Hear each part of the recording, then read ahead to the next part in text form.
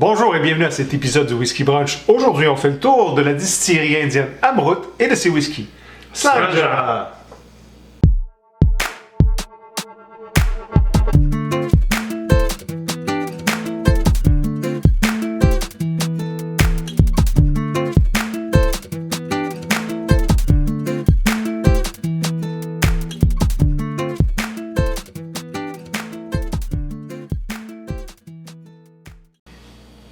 Bonjour à la maison, on espère que vous allez bien. Salut les gars! Bonjour messieurs! Bonjour! Bon matin! On fait aujourd'hui le tour de distillerie indienne Amrut, qui fait quand même beaucoup de produits, une vingtaine de whisky. On a la chance ici d'en trouver au Canada, évidemment, et c'est ce dont on va parler. Eric, on commence un peu avec l'histoire de la distillerie. La distillerie est située à Bangalore, qui est à 1000 km de Mumbai. Située quand même en hauteur, on parle d'environ 3000 pieds au-dessus du niveau de la mer. Quand même. Oui, quand même. Une distillerie qui existe depuis tout à fait après la guerre.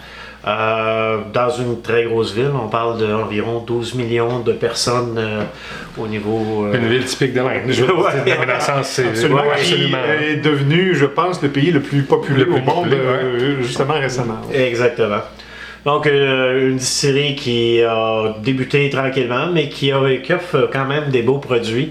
On a eu, comme on disait, on a eu la chance de trouver des produits. On en a dégusté quelques-uns, puis je pense que... Absolument. Et Amrut, à l'origine, en 1947, a commencé à faire du brandy en 1949, a fait de la vodka, fait du gin. C'est une grosse distillerie, mais pas seulement de whisky. Amrut, en sanskrit, veut dire en fait le nectar des dieux et ou le drink des dieux ou encore l'élixir de vie. Bon, là, évidemment, moi, je suis pas spécialiste en sanskrit, mais c'est ce dont on parle. On va vous présenter quelques produits qui sont accessibles.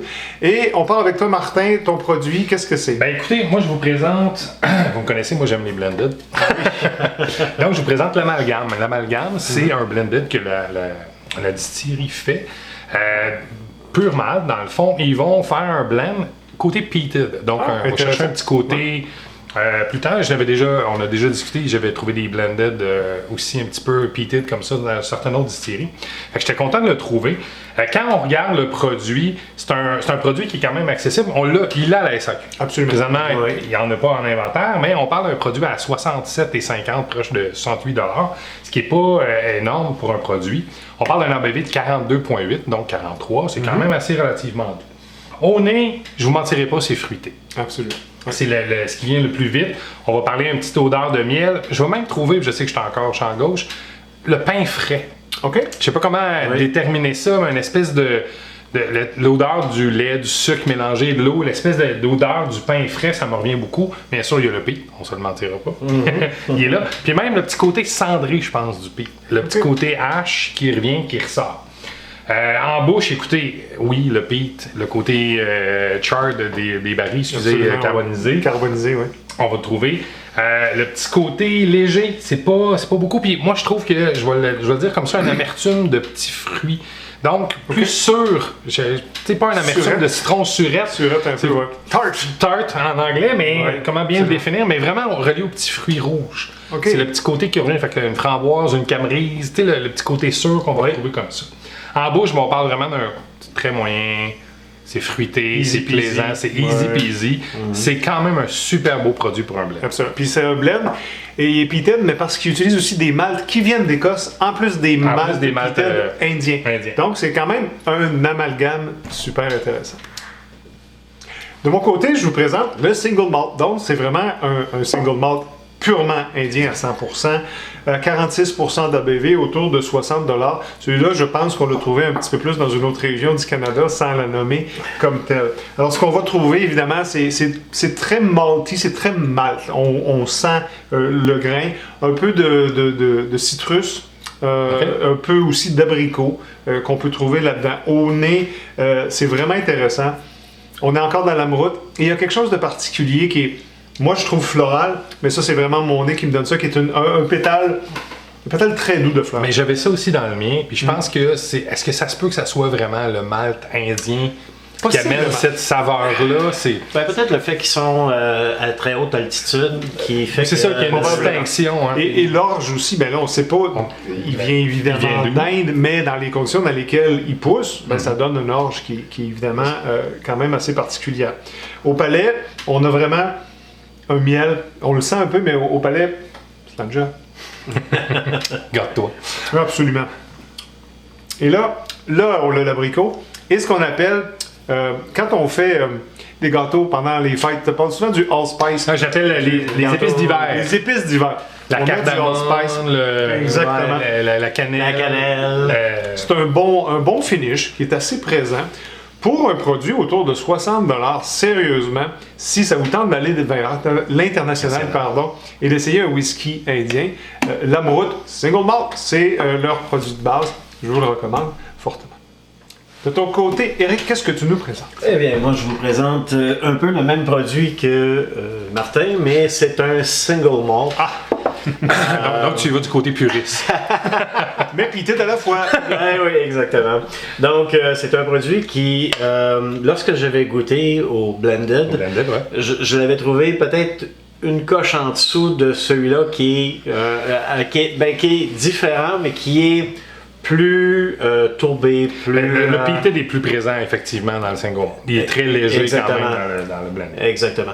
Donc, c'est un 46% d'ABV, disponible à SAQ pour environ 75$.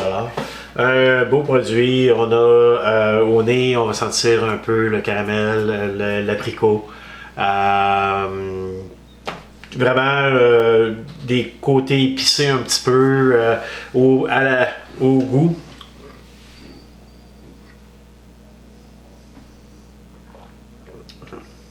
Ah oui, on a vraiment le côté tourbé, le côté fumé, goût carbonisé comme j'aime. Un long finish. Excellent produit. On a eu la chance à Martin de découvrir ce produit-là. Je ne sais pas si tu te rappelles. Oui. On était au Wesley à Sherbrooke, dans un restaurant très très bon à Sherbrooke, un de mes restaurants préférés. Et on avait vu sur la carte des whiskies, ce whisky-là indien, il y a quand même 1 an ou 2, si c'est pas 2, là, c'est pas 3 même. Et on avait dit, waouh, c'est vraiment un très très beau produit. Ouais. Puis ce qui est intéressant, c'est que quand vous regardez les prix, c'est très abordable. Exactement. C'est un très bon produit. Absolument. Ouais, c'est intéressant. On vous a présenté 3 produits disponibles, mais on en a un spécial. Je pense que c'est notre coup de cœur, messieurs. Je peux pas me tromper vraiment. C'est le Amrut, mais Fusion. Ce produit-là a gagné le 3e meilleur whisky au monde en 2010. Quand même, c'est pas rien. C'est vraiment, je pense, le meilleur produit d'Amrut. Définitivement. On ne compte pas d'histoire. Non. Puis je pense qu'on a tous fait la même chose. On a eu la chance de trouver cette bouteille-là. On lui a goûté, puis tout le monde a fait comme wow. On a arrêté là. On parle de 97 points sur la Bible du whisky. Là, vraiment. C'est un produit vraiment hors pair. Je pense que le Fusion, je te laisse l'expliquer, mais c'est ce qui fait le. C'est vraiment une fusion. On a encore là mélangé des maltes d'Inde et des maltes d'Écosse, un peu peated, mais celui-là a vraiment une belle rondeur. Il y a des belles épices, c'est riche. On parle de 50% d'alcool. Je pense que c'est ça qui lui donne le edge. Oui, parce qu'on est plus proche d'un... C'est pas un cask strength, mais on monte en ABV, ce qui lui donne un finish intéressant, plus corsé que les 3 autres. Absolument.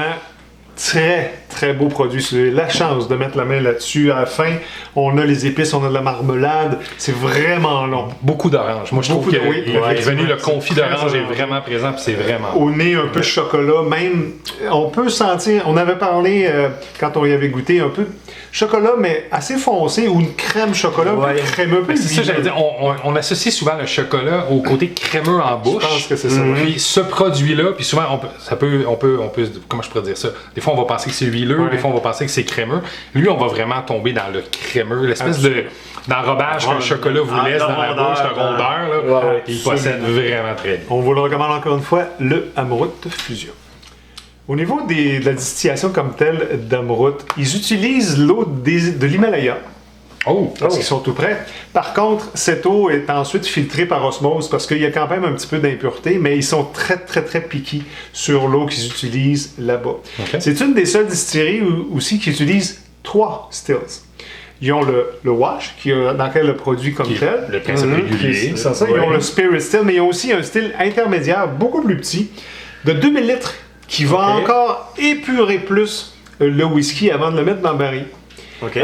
Les premiers sont chauffés avec du feu, évidemment, mais l'intermédiaire est chauffé à la vapeur. Donc, un peu comme... C'est qui fait à la vapeur? C'est Glenfiddich. Absolument. Donc, l'eau, évidemment, est hyper importante. Ils font quand même très, très attention parce que l'Himalaya, ça a bien beau être une belle montagne puis filtré, mais il y a quand même... Comment je peux dire? C'est mieux que le Gange. C'est mieux que le Gange.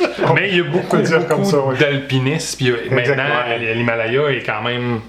Pas peuplé, surpeuplé, mais il y a beaucoup de gens. Il y a beaucoup de gens, donc c'est une bonne idée de exactement. De traiter. Donc, ils font vraiment ça par osmose inversée, ce qui donne quand même un produit super intéressant. Belle distillerie en Inde.